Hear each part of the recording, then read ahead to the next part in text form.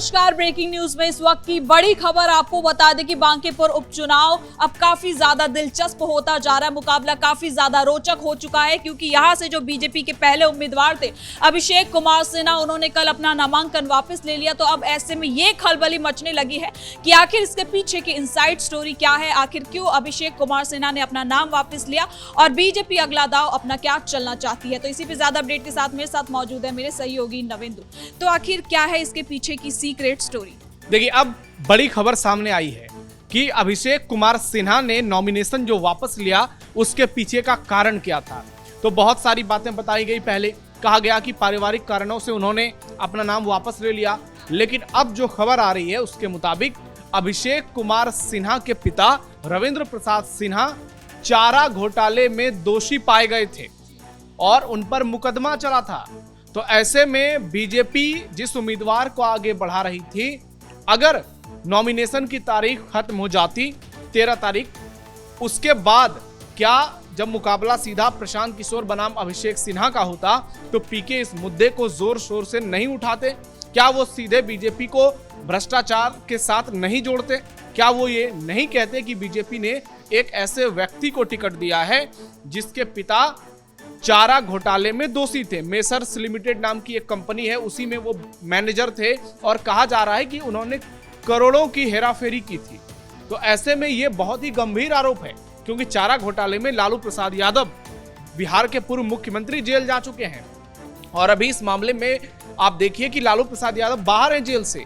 वो दोषी पाए गए, वो अभियुक्त बने, उसके बाद जेल काट करके आए। तो ऐसे में अभिषेक सिन्हा के नाम का प्रशांत किशोर बड़े पैमाने पर बीजेपी के खिलाफ इस्तेमाल कर सकते थे।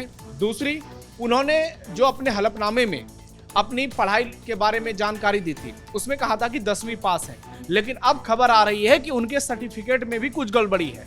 तो ऐसे में शिक्षा और घोटाला दोनों का, यहाँ भ्रष्टाचार दोनों का मुद्दा यहाँ पर आता है और यही बीजेपी को बैकफुट पर जाने के लिए मजबूर कर गई और पार्टी को आनन फानन में ये डिसीजन लेना पड़ा क्योंकि अभी तक तो पीके हमलावर नहीं थे अभिषेक सिन्हा पर, लेकिन वो शायद इस बात का इंतजार कर रहे हो कि जब नॉमिनेशन की तारीख खत्म हो जाए तो उसके बाद मैं हमले करूं, तब बीजेपी के पास कोई ऑप्शन नहीं रहता।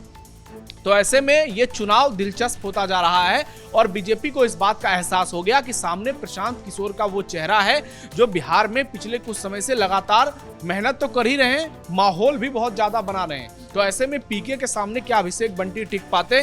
तो इन्होंने बड़ा दाव खेला और नीरज कुमार सिन्हा को मैदान में उतार दिया। अब देखिए, इसमें भी बड़ी राजनीति है।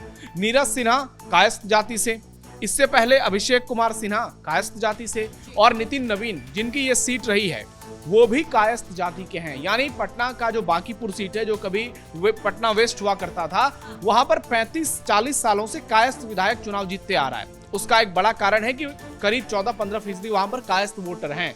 तो ऐसे में कायस्थ वोट टूट ना पाए, क्योंकि ये कहा जा रहा है कि ब्राह्मण वोट टूट सकता है, भूमिहार राजपूत वोट टूट सकता है, वैश्य वोट टूट सकता है और इस बार मुस्लिम भी टूट सकता है।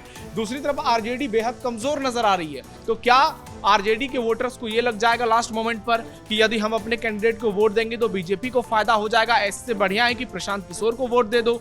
तो ऐसे में ओबीसी से लेकर दलित से लेकर एमवाई समीकरण पर खतरे तो मंडरा रहे हैं जैसे कि दावे किए जा रहे हैं। ऐसे में इन तमाम चीजों की बारीकियों को देखते हुए बीजेपी ने यह फैसला लिया कि अभिषेक कुमार बंटी का नामांकन वापस कराया जाए और इस पर बहुत ही डिटेल में चर्चा हुई। आपने देखा कल एनडीए की एक बड़ी बैठक भी थी और उस बैठक में भी इन बातों पर चर्चा हुई और उसके बाद ही अभिषेक कुमार सिन्हा ने अपना नाम वापस लिया, बाकायदा इसके लिए प्रेस कॉन्फ्रेंस किया और नाम लेते वापस ही कुछ ही मिनटों में नए प्रत्याशी का नाम सामने आ गया।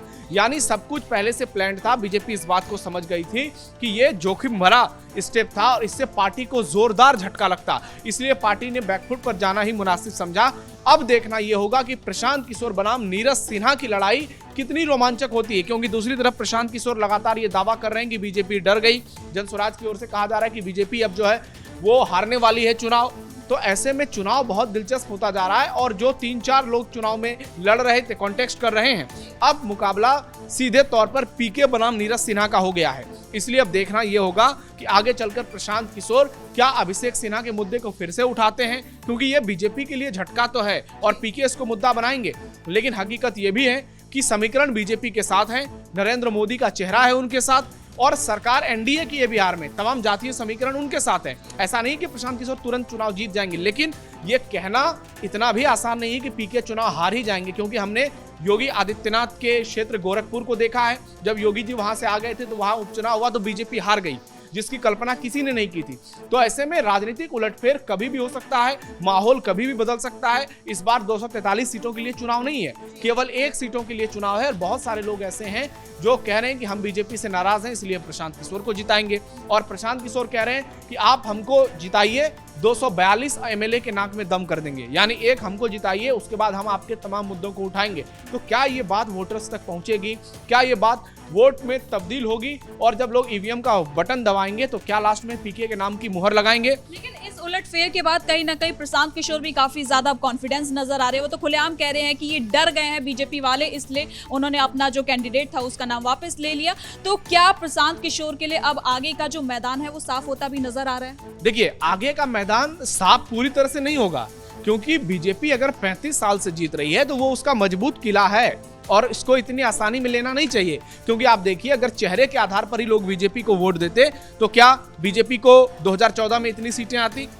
चेहरे मतलब नरेंद्र मोदी के चेहरे पर वोट मिलते हैं, योगी आदित्यनाथ के चेहरे पर वोट मिलते हैं, एमपी एमएलए इनके चेहरे पर वोट मिले तो ज्यादातर लोग चुनाव हार जाएं। ऐसा तो बीजेपी के बड़े बड़े नेताओं का भी कहना है। तो इसलिए सवाल ये उठता है कि जब नरेंद्र मोदी के नाम पर बीजेपी का कैडर वोट करता है तो इस चुनाव में वो करेगा कि नहीं करेगा। क्योंकि कई चुनाव में हमने देखा है कि लोग अगर नाराज हुए तो थोड़ी बहुत वो वोटिंग पैटर्न में दिखता है, लेकिन इस बार क्या वो वाकई में इतनी बड़ी नाराजगी होगी? क्योंकि सवर्ण वोटर वहां 35 से 40% हैं और दावा किया जा रहा है कि यूजीसी का मुद्दा हो, भरत तिवारी का मुद्दा हो, लोग नाराज हैं। लेकिन क्या वो नाराज होने के बावजूद प्रशांत किशोर को वोट करेंगे? ये एक बड़ा सवाल है।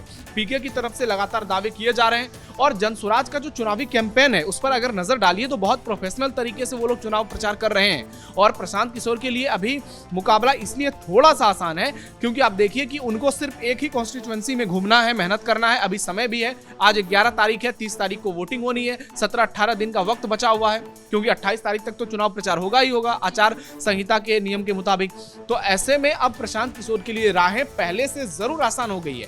लेकिन अभी आप ये नहीं कह सकते कि कौन चुनाव जीतेगा, कौन चुनाव हारेगा। लेकिन इतना जरूर है कि चुनाव बेहद दिलचस्प हो गया है, कांटे की टक्कर हो गई है और बीजेपी को भी अब कड़ी मेहनत करनी पड़ेगी। एनडीए के तमाम दलों को, बड़े नेताओं को मैदान में उतारना होगा, जिसको लेकर जानकारी आ रही है कि बीजेपी ऐसा करेगी।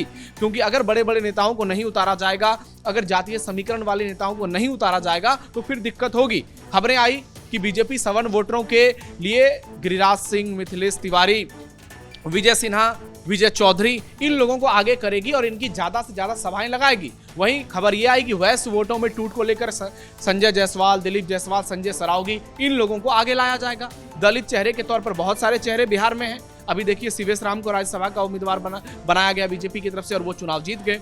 उसके बाद बहुत सारे मंत्री हैं, चाहे लखेंद्र पासवान से लेकर बात करें, सम्राट सरकार में, ये नीतीश कुमार की ही पार्टी में बहुत सारे दलित नेता हैं, अशोक चौधरी से लेकर तमाम। तो ऐसे में इन सबको एक एक बूथ की जिम्मेदारी दी जाएगी और ये जाकर ग्राउंड पे कैंपेन करेंगे। तो इससे आप समझ सकते हैं कि चुनाव कितना दिलचस्प होता जा रहा है और यहाँ पर मुकाबला जो है वो बहुत ही रोमांचक हो गया है।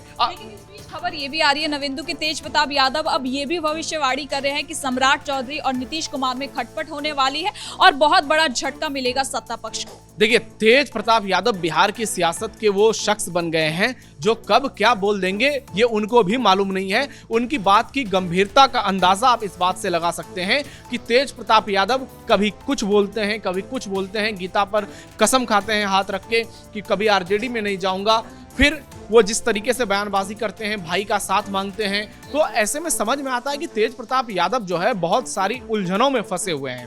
उनके सामने बहुत सारी चुनौतियां हैं, वो उन चुनौतियों से निपट नहीं पा रहे हैं क्योंकि परिवार का साथ नहीं मिल रहा है। तेजस्वी अलग है, तेज प्रताप अलग है। तो ऐसे में उनको गाइड करने वाले जो लोग हैं, क्या वो उनको सही सजेशंस दे रहे हैं? क्या उनके सामने जो लोग हैं वो उनको सही डायरेक्शन में भेज रहे हैं? तो सवाल तो बहुत सारे उठते हैं। अब नीतीश और सम्राट सरकार जो उनकी अगुवाई में चल रही है, नीतीश कुमार का भी कंट्रोल है सरकार में, नो डाउट, लेकिन क्या वो कंट्रोल खत्म हो जाएगा? और दोनों के बीच अभी तक क्या ऐसी कोई खबरें आई हैं टकराव की? तो आधार क्या है, किस बात पर वो इतनी बड़ी बड़ी बातें कर रहे हैं? तो यहाँ पर तेज प्रताप यादव की जो बातें हैं वो हवा हवाई लगती हैं। अगर एनडीए के भीतर कुछ खटपट नजर आएगी तो निश्चित तौर पर उस पर बैठक होगी, उस पर बातचीत होगी, और हमने देखा कल जो बैठक की गई थी ये उसी का नतीजा रहा है। तो ऐसे में अब देखना ये होगा कि एनडीए के भीतर बांकीपुर उपचुनाव को लेकर क्या फिर से मंथन होता है, क्योंकि ये अब साख की लड़ाई बन गई है, बीजेपी के राष्ट्रीय अध्यक्ष की सीट है। ऐसे में मुकाबला काफी दिलचस्प होगा। और अब प्रशांत किशोर अगर कॉन्फिडेंस में नजर आ रहे हैं तो वो लाजमी है, क्योंकि बीजेपी एक स्टेप पीछे गई है, लेकिन अभी 15-20 दिन का वक्त बचा हुआ है। ऐसे में मुकाबला जो बहुत शानदार होता हुआ नजर आ रहा है वो और भी ज्यादा रोमांचक होता हुआ आपको दिखाई देगा। धन्यवाद नवेंदु इन तमाम जानकारी के लिए।